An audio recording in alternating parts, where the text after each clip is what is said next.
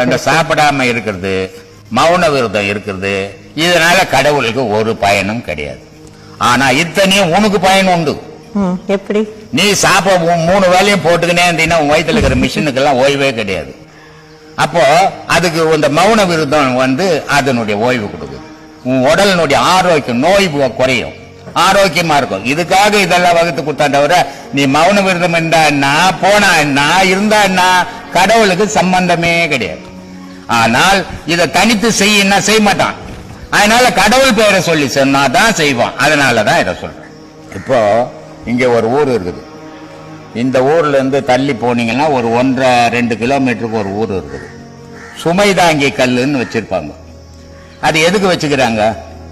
அங்க உட்காந்து அந்த ஊர்ல இருந்து இந்த ஊருக்கு ஒரு வெயிட்ட நேரடியா எடுத்துன்னு வர முடியாது. அப்ப பாதியில இலைப்பாறணும்.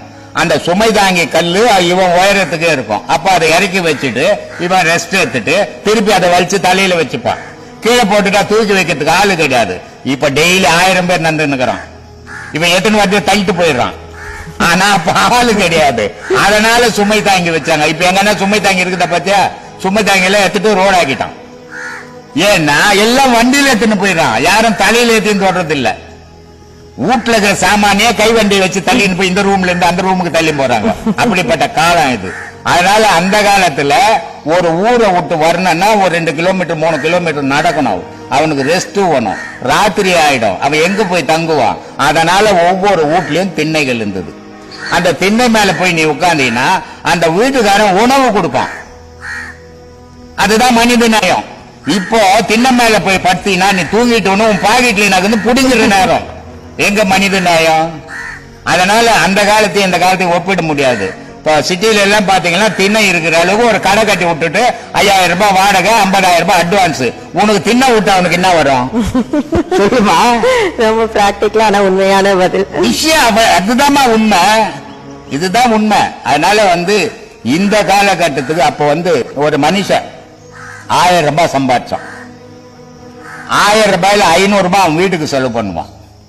200 ரூபாய் இல்லாதவனு கொடுப்பான். 300 ரூபாய் அவனுடைய சேஃப்டிக்கு எடுத்து வச்சிருப்பான். இப்போ 500 ரூபாய் சம்பாதிச்சான்னா 10ல அடுத்த 8 போனா புடிஞ்சிடான். ஒரு குழந்தை கையில 100 ரூபாய் கொடுத்து ஒரு கடையில போய் ஒரு பொருள் வாங்கன்னு சொன்னீங்கன்னா அந்த குழந்தை எனக்கு 100 ரூபாய் கை மூடிக்கு நெத்து போனா தப்பிக்கும். அது விளையாட்டுத்தனமா பறவைன்னு போச்சுன்னா புடிங்கன்னு ஓடி போடுறான். ஆமா, அப்படிப்பட்ட காலத்துல எங்க மனித நியாயம்? இது வாயில இருக்குது மனித நியாயம், நிஜத்துல இல்ல மனித நியாயம். பசியில செத்தவன் நான். பசியில என்னுடைய அம்மாக்கும் என் அப்பாக்கும் சண்டை என் அப்பா பிரிச்சு என்னை எடுத்துன்னு போய் 4 மாடு மேய்க்க விட்டுட்டாரு. ஊதா மூட்டை வீட்டுல விட்ட நாட்டுக்கு சோறு போடுவாங்களா?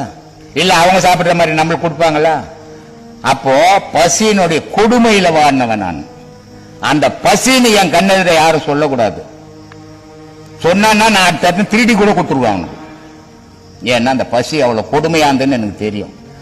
அந்த நம்ம ஆசிரமத்துக்கு வரவங்க யாரும் பசியா இருக்கக்கூடாது. சாமி கும்பிட்டா பண்ண போட்ட அப்புறம் அவன் பசியோட இருக்கக்கூடாது. அதனால இந்த மாதிரி காரியங்கள் என்னால முடிஞ்ச அளவுக்கு யாரு வந்தாலும் பசியோட போகக்கூடாது, சாப்பிடணும், அப்புறம் பேசலாம் அப்படின்னு நான். இது என்னுடைய வறுமை காலம்.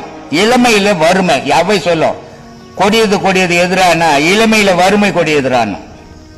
அது மாதிரி எனக்கு இளமையிலேயே வறுமை கொடியதா போச்சு. அதனால அந்த நினைவு இன்னமும் எனக்கு ஊறிக்கினே இருக்குது. அதனால நான் பட்ட பசி, நான் அந்த துன்பம் யாருக்கும் வரக்கூடாது. என் கண்ணெதிரும் யாரு வந்தாலும் சாப்பாடு விரோதியா கூட சாப்பிட்டுட்டு அப்புறம் சண்டை போட்டோம்.